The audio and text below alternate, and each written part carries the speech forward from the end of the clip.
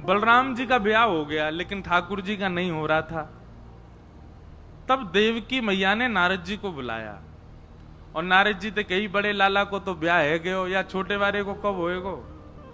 तो नारद जी ने जब ठाकुर जी की जन्म पत्री देखी, जन्म पत्री देख करके बोले मैया छोटे वाले लाला के तो इतने ब्याह होंगे, इतने ब्याह होंगे, इतने ब्याह होंगे। बोले कितने होंगे? बोले अगर आप हर दिन वर्ष को, मतलब वर्ष में जितने दिन है, हर दिन अगर सोचें एक एक बहू से मिले तो एक वर्ष में वो पूरी नहीं होंगी, इतने ब्याह होंगे।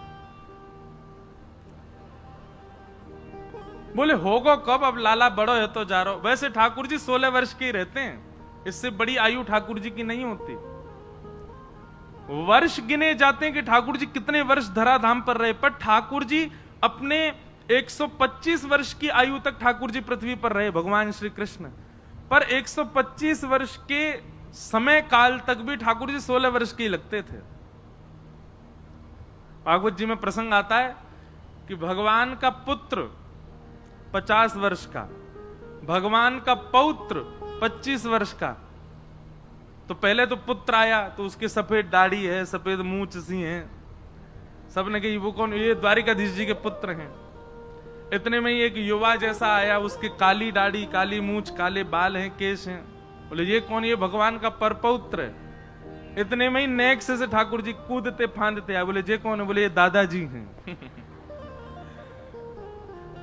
16 वर्ष के ठाकुर जी इतने से ही नेक्स्ट से। उनके भागवत जी में वर्णन है ठाकुर जी के रों भी नहीं आए हैं।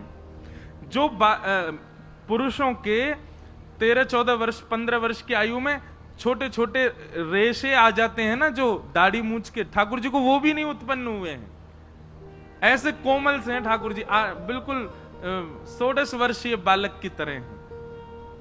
और जैसे ही कूदते फांदते छोटे से ठाकुर जी आमे तो बड़े बूढ़े सब उनको प्रणाम करें, भगवान के खुश रहो, सब मेरे पुत्र हैं। तो मैया बोली लाला इतना बड़े हो गो, या को ब्याह कराओ। तो नारद जी महाराज बोले मैया हम लड़की ढूंढे। देवकी मैया बोली नवलखा को हार दूंगी, मेरो लाला को ब्याह है गो। तो अब नारद जी को नवलखा का तो कोई लोभ नहीं था, पर देखना चाह रहे थे ठाकुर जी का विवाह कैसा होगा। एक बार हमारे सामने दृश्यमान हो कि ठाकुर जी दुल्हा बन के कैसे लगेंगे।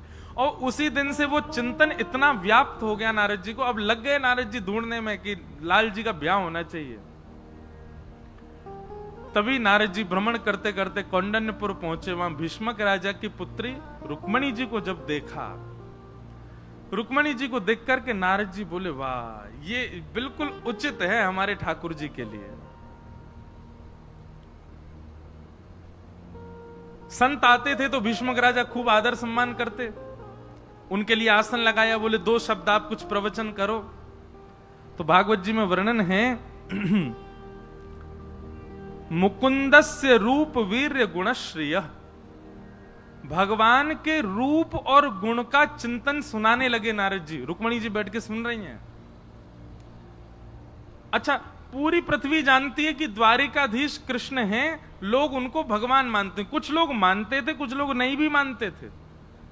कुछ लोगों को लगता था ऐसे ही बस बना दिए बात, कोई भगवान थोड़ी होंगे। पर जब उनके पराक्रम को सुनते तो लोगों को लगता भी था हो सकता है भगवान हो, पर्वत उठाया, हो सकता है भगवान हो, महाभारत के युद्ध में सारथी बने रहे, एक बाण स्पर्श नहीं होने दिया, हो सकता है भगवान हो, 16,108 ब्याह किए। उस समय के काल में ऐसी भावना थी।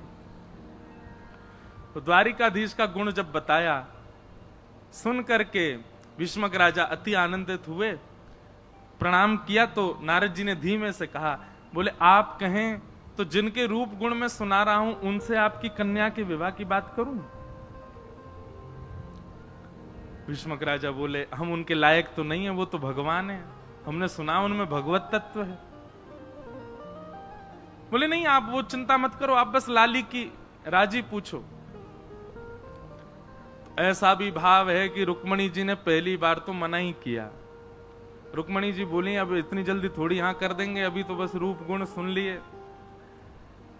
तो नारद जी बोले ये आकर्षित तो हो गई हैं, लेकिन अभी मन में विश्वास प्रकट नहीं हुआ कि ठाकुर जी से ब्याह होना चाहिए कि नहीं। तो नारद जी ने क्या किया, बोले अपने 18-19 चेला बुलाए और सबको बारी बारी से भेजा, संत रूप धारण कर करके जाओ और भीष्मक राजा के यहाँ जाकर के आसन मिले तो वहां बैठ के ठाकुर जी के रूप गुण ही सुनाओ। रुक्मणी जी को और कुछ सुनाई नहीं दे, 24 घंटा ठाकुर जी देखें। क्यों? नारद जी के चित्त में जल्दी ब्याह हो ठाकुर जी का। अब तो जो संत आमे कौंडन्यपुर और भीष्मक राजा उनको आसन पर विराजमान करें, रुक्मणी जी सामने बैठे प्रवचन सुनने के लिए, वो शुरुआत ही यहीं से करते हैं। वंशी विभूषित करा नवनीर दाभार, पीतांबरा दरुण बिंब फलाधरोष्ठार, पूर्णेन्दु सुंदर मुखा अरविंद नेत्रात्, कृष्णात् परम किमपि तत्त्वमहं न जाने। कि वरहा पीडम नटवर वपुः कर्णयो कर्णकारम, विभ्रदवासः कनक कपिसं वैजयन्तीं च माला, रन्ध्रान् वेणुवधर सुधया पूरयन् गोपवृन्दै, वृन्दारण्यं स्वपदरमणं प्राविशद गीत कीर्ति। पहले तो रुक्मणी जी बोली ये सब एक ही कृष्ण की चर्चा क्यों करते रहते हैं, लेकिन ठाकुर जी की चर्चा में, सब लोग इधर देखो, ठाकुर जी की चर्चा में एक अलग प्रकार का एडिक्शन है। हो सकता है पहली बार में आपका आकर्षण थोड़ा हो, पर जब आप बार बार सुनेंगे ना तो ऐसे है जाओगे कि आप कृष्णमति, कृष्ण गति, कृष्ण, ये होगा। आप निद्रा में सोएंगे तो भी आपको ठाकुर जी दिखेंगे, कहीं चल के जाओगे तो भी ठाकुर जी दिखेंगे, कहीं बैठोगे तो भी ठाकुर जी का स्मरण होगा। ये ठाकुर जी की चर्चा का एक एडिक्शन है। एक बार अगर या तो लगेगा नहीं, और लग गया उसके अलावा कोई भाएगा नहीं। अब रुक्मणी जी की स्थिति कैसी हो गई? रुक्मणी जी चलती हैं और कहीं मोर पंख की कोई सजावट देख लेती हैं तो रुक्मणी जी कहती हैं ऐसे ही पहनते हैं मोर पंख।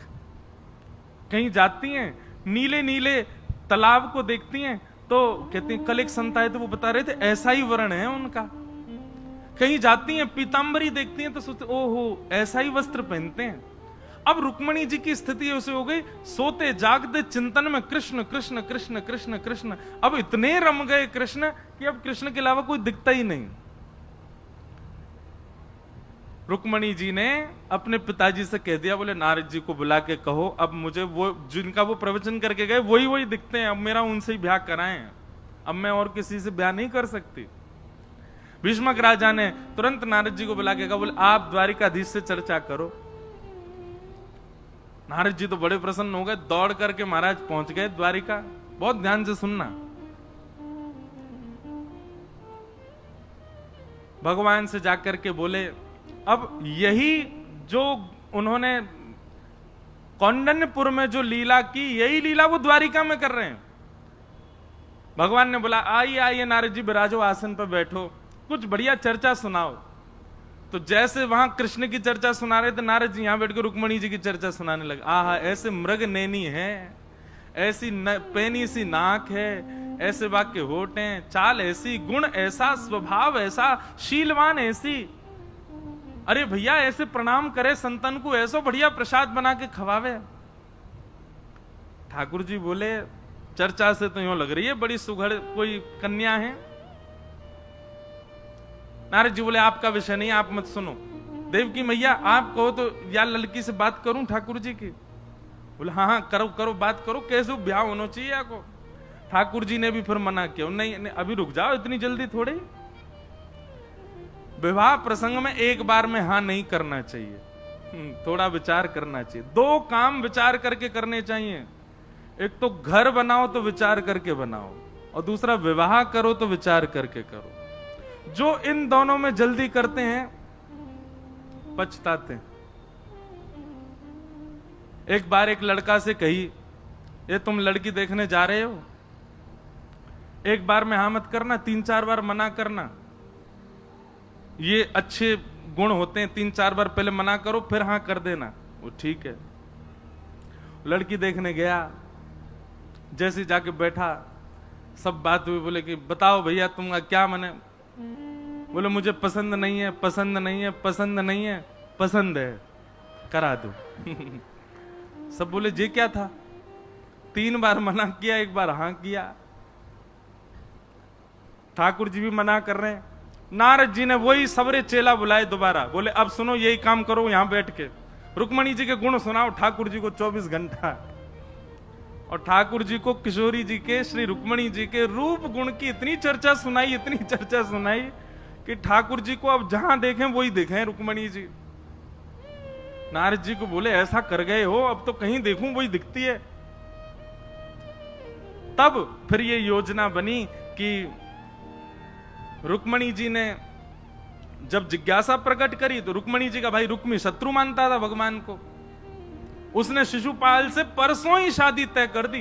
बोले परसों ही ब्याह होगा। शिशुपाल से कहा तुम बारात लेके आ जाओ, कहीं तुमसे पहले कृष्ण ना ले जाए। इतने में ही रुक्मणी जी ने पत्र लिखा, पत्र लिख करके ठाकुर जी को बुलाया, चले गए। अब आई ठाकुर जी की ब्याह की बेला। रुक्मणी जी वापस आ गई, पूरा नगर सजाया गया, ठाकुर जी आए।